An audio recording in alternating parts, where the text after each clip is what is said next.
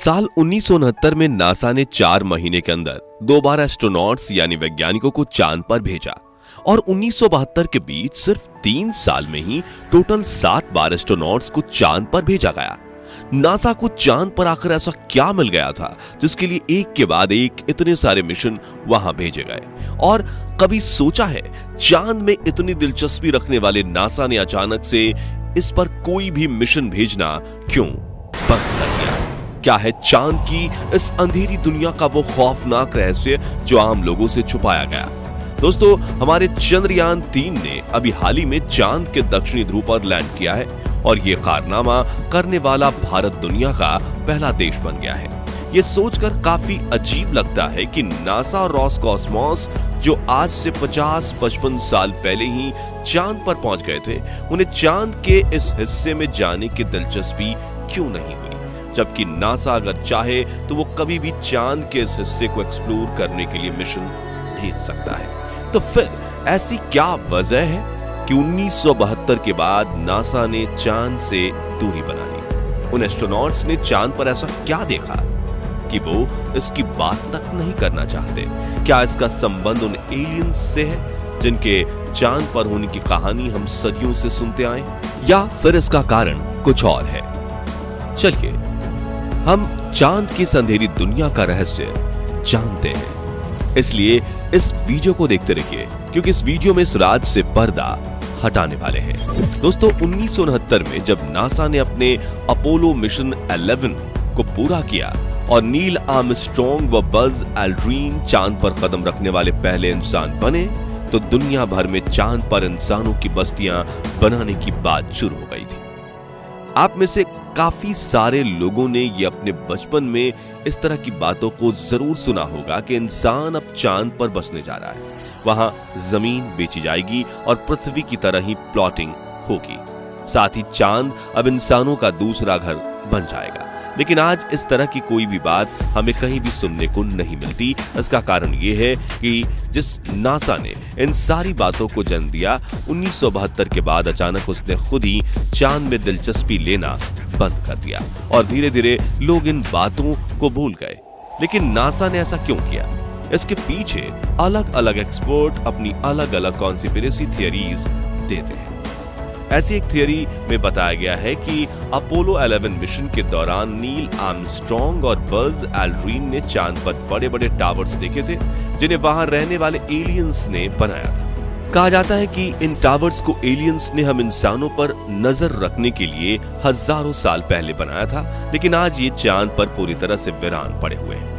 दावा तो ये भी किया जाता है कि अपोलो मिशन के दौरान नील आर्मस्ट्रॉन्ग ने नासा के ग्राउंड स्टेशन से लाइव बात करते हुए इस बात के बारे में बताने की कोशिश की, लेकिन नासा के वैज्ञानिकों ने बातचीत के उस हिस्से को कट कर दिया ताकि दुनिया को इस रहस्य के बारे में पता ना चले। कुछ सेल्फ क्लेम्ड रिसर्चर्स ये दावा करते हैं कि नासा ने इस रहस्यमय टावर की जांच पड़ताल करने के लिए लगातार एक के बाद एक 7 मानवीय मिशन चांद पर भेजे थे, लेकिन जब आखिरी बार एस्ट्रोनॉट्स चांद पर उतरे तो उनका सामना वहां मौजूद एलियंस से हुआ, जिन्होंने उन एस्ट्रोनॉट्स को धरती पर लौटने और फिर कभी चांद पर न आने की चेतावनी दी। और इसी के चलते नासा ने फिर कभी अपने किसी एस्ट्रोनॉट को चांद पर नहीं भेजा।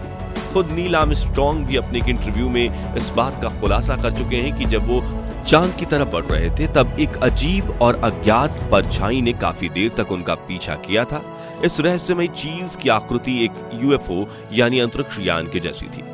इसके अलावा अपोलो मिशन प्रोग्राम में शामिल रहे कई वैज्ञानिक चांद पर एलियंस के मौजूद होने की तरफ इशारा कर चुके हैं। हालांकि ये लोग खुलकर कुछ नहीं कह पाते, जिसे देखकर ऐसा लगता है कि मानो इनके ऊपर चुप रहने का कोई दबाव है। लेकिन कई बार ये एस्ट्रोनॉट्स इशारों में अपनी बात कहने की कोशिश कर चुके हैं। साथ ही कुछ सेल्फ क्लेम्ड रिसर्चर और राइटर ये कहते हैं कि चांद अंदर से खोखला है और इसके अंदर एक पूरी एलियन सभ्यता निवास करती है। खास तौर से चांद के दक्षिणी ध्रुव को लेकर इस तरह की बातें सबसे ज्यादा कही जाती हैं, क्योंकि यहाँ हमेशा अंधेरा रहता है और इस एरिया में इतने बड़े बड़े गड्ढे हैं कि उनके अंदर पूरा शहर समा जाए। आपको बता दें कि यहाँ मौजूद एटिकन बेसिन नाम का एक क्रेटर यानी कि गड्ढा सिर्फ चांद ही नहीं बल्कि पूरे सोलर सिस्टम का सबसे बड़ा गड्ढा माना जाता है। इस गड्ढे का व्यास 2500 किलोमीटर और गहराई 8 किलोमीटर है। कुछ रिपोर्ट्स में ये गहराई 13 किलोमीटर होने की बात कही गई है। ऐसे में बहुत सारे कॉन्स्पिरेसी थियरिस्ट का ये मानना है कि इस अंधेरे गड्ढे में एलियंस हो सकते हैं। उनका मानना है कि इन गड्ढों के अंदर ये एलियन पिछले हजारों सालों से रह रहे हैं और नासा को इनके इस राज का पता चल गया था, इसलिए वो अब अपना कोई भी मानवीय मून मिशन लॉन्च नहीं करता है। वैसे दोस्तों, अगर इस बात को एक बार के लिए हम सच भी मान लें कि सच में चांद पर एलियन है, तो फिर ये बात गले से नहीं उतरती कि वहां आखिर जिंदा वो कैसे है। दरअसल चांद का वायुमंडल हमारी पृथ्वी से बिल्कुल अलग है और ये वायुमंडल जीवन के पनपने को फेवर नहीं करता। आपको जानकर हैरानी होगी कि दिन के समय चांद का तापमान 250 डिग्री सेल्सियस तक चला जाता है, जो हमारा खून उबाल सकता है। साथ ही रात के समय यहाँ का तापमान -208 डिग्री तक जाकर हमारे खून को जमाने के लिए काफी है। इसके अलावा चांद का वायुमंडल हद से ज्यादा पतला है, जिसे अगर ये भी मान लिया जाए कि यहाँ वायुमंडल है ही नहीं तो ये गलत नहीं होगा। ऐसे हालातों में कोई भी प्राणी जीवित कैसे रह सकता है?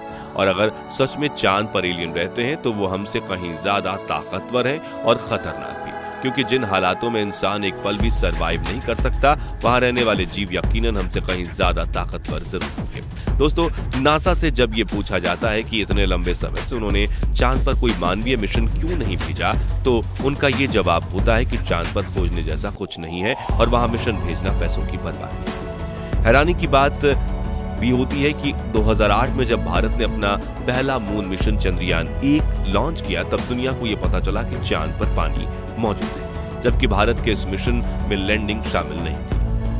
यानी हमारे चंद्रयान ने चांद के ऑर्बिट में घूमते हुए ही इसकी सतह पर पानी की खोज कर ली थी, जबकि नासा अपने एस्ट्रोनॉट्स को चांद पर उतारकर भी ये पता नहीं लगा पाया और ये बात गले से नहीं उतरती है। बहुत से लोग ये कहते हैं कि नासा को चांद पर पानी होने की बात बहुत पहले से पता चल गई थी, लेकिन उन्होंने दुनिया से इस बात को जानबूझकर छुपाया था ताकि लोगों को यकीन हो जाए कि चांद पर खोजने लायक कुछ नहीं है और उन्हें इसमें कोई दिलचस्पी न रहे।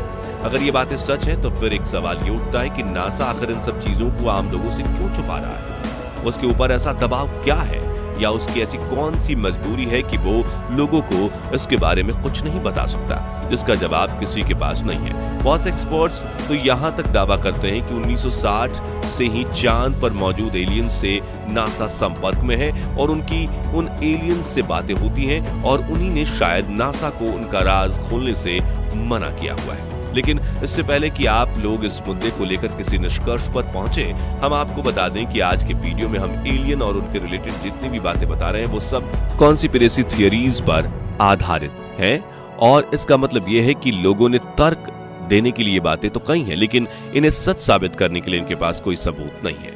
इसलिए इस मामले पर यकीनी तौर पर कुछ भी कहना नामुमकिन है। हाँ, लेकिन जरूर इतना है कि पिछले 60 सालों में चांद को लेकर नासा का जो अजीब रवैया रहा है वो सवाल जरूर खड़े करता है और इन सवालों के जवाब हमें कब मिल पाएंगे इस पर कुछ भी नहीं कहा जा सकता। बाकी हमारी आज की वीडियो में बस इतना ही। वीडियो अच्छी लगी हो तो इसे लाइक और शेयर करना, और अगर आप हमारे फेसबुक पेज पर नए हैं तो पेज को फॉलो भी जरूर करें। मिलते हैं जल्दी ही एक और इंटरेस्टिंग वीडियो के साथ, तब तक के लिए गुड बाय, जय हिंद।